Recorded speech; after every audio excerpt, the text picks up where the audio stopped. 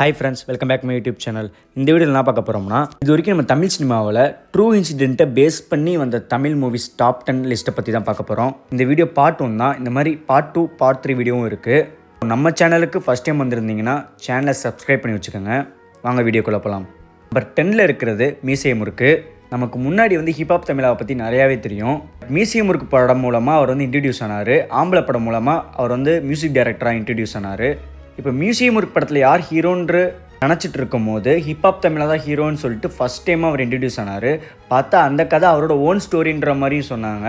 படமும் mega black Bastar ஆச்சு. இப்போது மியூசியம் முறுக்கு 2 ரிலீஸ் ஆக காத்துக்கிட்டு இருக்கு. நம்பர் 9 சூரரை போற்று. ஜிஆர் கோபிநாத்தோட லைஃப் ஸ்டோரியை பேஸ் பண்ணி எடுத்து தான் இந்த சூரரை போற்று படம். இப்போ வரைக்கும் எல்லாத்துக்கும் இருக்கிற ஒரே டிஸப்பாயிண்டட் என்னன்னா, இந்த படம் ஏன் தேட்டர் ரிலீஸ் ஆகலை. ஓடிடி ரிலீஸ் ஆகி பெரிய பிளாக் பஸ்டர் ஆனாலுமே இது தேட்டரில் ரிலீஸ் ஆயிருந்துச்சுன்னா இதை விட பெரிய சக்ஸஸ் சூர்யாவுக்கு இருக்குமே, ஒரு தேட்ரிக்கல் கம்பேக்காக இருந்திருக்குமே அப்படின்ற மாதிரி நிறைய பேர் சொல்லிக்கிட்டு இருந்தாங்க. நம்பர் 8ல் கர்ணன். இந்த படம் மாஞ்சோலை சம்பவத்தை நடந்ததையும் கொடியங்குளம் சம்பவத்தை நடந்ததையும் பேஸ் பண்ணி எடுத்ததாக சொல்லப்படுது. ஸோ இந்த படம் வெளியே வந்ததுக்கப்புறமும் பெரிய இம்பேக்டை க்ரியேட் பண்ணிச்சு. இந்த மாதிரிலாம் நடந்திருக்கா, இந்த மாதிரிலாம் இப்படி பண்ணியிருக்காங்களான்ற மாதிரிலாம் நம்மளுக்கு ஆச்சரியமாக இருந்துச்சு. நம்பர் 7ல் பரதேசி படம் தான் இருக்குது. இந்த படத்தை யாரும் நம்மளால் மறக்கவே முடியாது. இந்த படம் எதில் பேஸ் பண்ணி எடுத்திருக்காங்கன்னா, எரியும் பனிக்காடுன்ற நாவலை பேஸ் பண்ணி எடுத்திருக்காங்க. அந்த டயத்தில் இந்த படம் பார்க்கும்போதெல்லாம் நான் ரொம்ப சின்ன பையனாக இருப்பேன். அந்த படம் பார்த்து ரொம்ப இம்பேக்ட் ஆகி ஒரு மாதிரி பயந்த தருணங்கள்லாம் அந்த படத்து மேலே இருக்குது.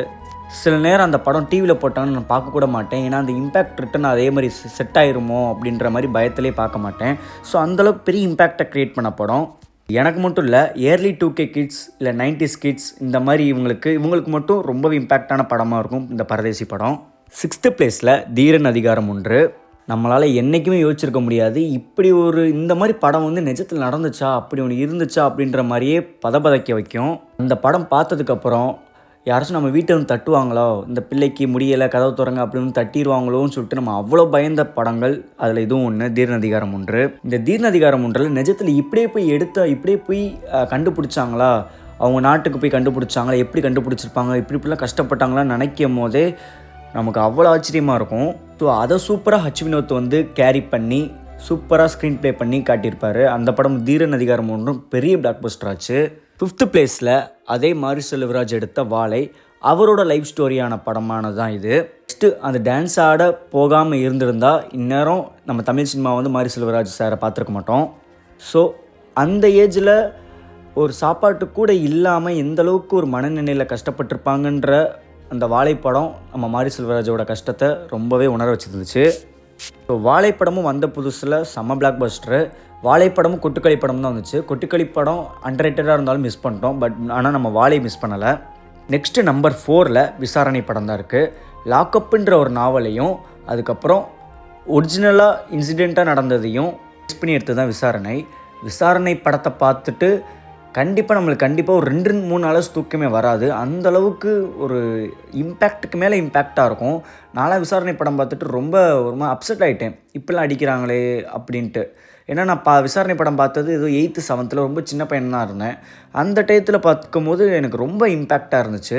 ஆக்சுவலி எனக்கு விசாரணை படத்துக்கு அப்புறம் தான் வெற்றிமாறன் சார் யாருன்னு எனக்கு தெரியும். அந்த மாதிரி தான் இருந்தேன் நான்.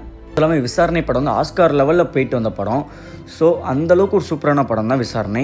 3rd பிளேஸில் இப்போ சிறை படம் தான் இருக்குது. இந்த ஜென்ரேஷனில் இப்படி ஒரு லவ் அப்போ நடந்திருக்கே, இந்த ஜென்ரேஷனில் காட்டினது அவ்வளோ பெரிய விஷயம். இந்த படத்தில் வர அந்த 2 கேரக்டரும் இவ்வளோ தூரம் கஷ்டப்பட்டிருக்காங்கன்றதை நினச்சி பார்க்கும்போது அவ்வளோ கஷ்டமாக இருக்கும். அது அந்த பையனாக இருக்கட்டும், இல்லை அந்த பொண்ணு ஒரு வாய்தாக்கும் தவறாமல் வரதாக இருக்கட்டும், இதெல்லாம் உண்மையில் நடந்துச்சா, அது எவ்வளோ ஒரு வழியை கொடுத்துருக்கும், பண்ணாத தப்புக்கு போயிருக்கும் போது எப்படி ஒரு வழியை கொடுத்துருக்குன்ற நினைக்கும் போதே நமக்கு அவ்வளோ ஒரு சோகத்தில் இது பண்ணுற விஷயமாக தான் இருந்துச்சு. திரைப்படமும் அவ்வளோ பெரிய பிளாக் பஸ்டர். மோஸ்ட்லி ரியல் இன்சிடெண்ட்டை பேஸ் பண்ணி வந்த எல்லா படமே பிளாக் பஸ்டராக தான் இருக்குது. நம்பர் 2ல் சிவகார்த்திக் நடித்த அமரன். மேஜர் முகுந்த் வரதராஜன் அவரோட லைஃப்பை பேஸ் பண்ணி எடுத்த படம் தான் அமரன். இதில் நாட்டுக்காக உயிரை கூட கொடுப்பேன்ற முகுந்தோட ஸ்டோரியை விட அவங்களோட ஒய்ஃப் எவ்வளோ ஸ்ட்ரகிள்ஸ் அனுபவிச்சிருக்காங்கன்றதை ரொம்ப அழகாக காட்டியிருப்பாங்க. உண்மையிலே அதுதான் நடந்ததும் உண்மை. அதே மாதிரி அவங்களோட ஒய்ஃபே ஒரு இன்டர்வியூவில் சொல்லியிருப்பாங்க, அந்த சீனில் அமரன் படத்தை கிளைமேக்ஸில் அப்பா எப்போ வருவாங்கன்றத சொல்லும் போது நம்ம கண்ணெல்லாம் கலங்கிரும். அதே மாதிரி கேட்டதாகவும் சொல்லியிருப்பாங்க. அந்த இடத்துல அவங்க எப்படிப்பட்ட ஒரு சுச்சுவேஷனை வந்து சமாளிச்சிருப்பாங்கன்றத நினைக்கும் போதே அவ்வளோ நம்மளுக்கு கஷ்டமாக இருக்கும். மாறன் படம் வந்து இருக்கிறதே மெகா பிளாக் பஸ்டர் ஆச்சு. கிட்டத்தட்ட 350 to 400 crores கிட்ட அடிச்சிச்சு. அந்த படம் தான் எஸ்கேக்கு வந்து அடுத்த ஒரு ட்ரேட்மார்க் படமாக அமைஞ்சிருச்சு. லாஸ்ட் நம்பர் 1 படம் வந்து ஜெய்பீம். ஜெய்பீம் படத்தை நம்மளால் யாராலையும் மறக்க முடியாது. ஜெய்பீம் படம் ஏன் ஆஸ்காருக்கு போகலான்னு சொல்லிட்டு நம்ம தமிழ் ஆடியன்ஸ் ரொம்பவே சண்டை போட்டோம். எல்லாருமே பெரிய சண்டை போட்டோம். ஜெய்பீம் அப்படிப்பட்ட படம். இதெல்லாம் உண்மையிலே நடந்துச்சா? இப்போலாம் உண்மையில் நடக்குதா? அந்த கேஸ்ட்டிலேருந்து அந்த 3D10ன்ற ஒரு இதிலேருந்து போலீஸ் பண்ணுற பாலிடிக்ஸ்லேருந்து எல்லாமே உண்மையிலே இப்போலாம் நடந்துச்சான்ற நினைக்கும் போதே நம்மளுக்கு அவ்வளோ ஒரு பயமாக இருக்கும். அன்ஃபார்ச்சுனேட்லி சூரிய போட்டு எப்படி இதே மாதிரி தான் இந்த படமும் ஓடிடியில் படமும் தேட்ரிக்கெல்லாம் ரிலீஸ் ஆயிருச்சுன்னா சூர்யாவோட மார்க்கெட்டு சூரிய போட்டிருக்கும் ஜெய்பீமுக்கும் 2 படத்துக்கும் சேர்த்து இன்னொரு டாப் லெவலில் போயிருப்பார். இது மாதிரி பார்ட் 2 வீடியோவும் இருக்குது. இந்த 10 படத்தில் உங்களுக்கு எந்த படம் வந்து ரியல் இன்சிடென்ட்டை பேஸ் பண்ணி எனக்கு பெரிய இம்பேக்டாக கொடுத்த படம்ன்றதை கீழே கமெண்ட் பண்ணுங்கள்.